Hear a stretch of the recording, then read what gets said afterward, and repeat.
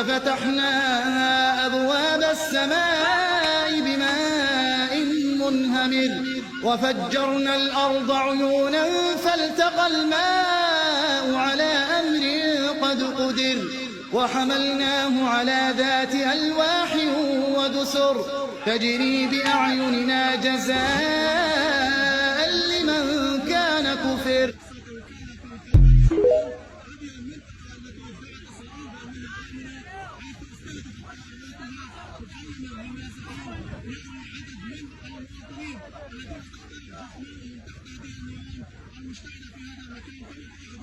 تجري أعمال البحث من قبل هذا الدفاع المدني وأيضا تعمل على إخماد هذا الخليط الهائل الذي شبه بهذا المخيم.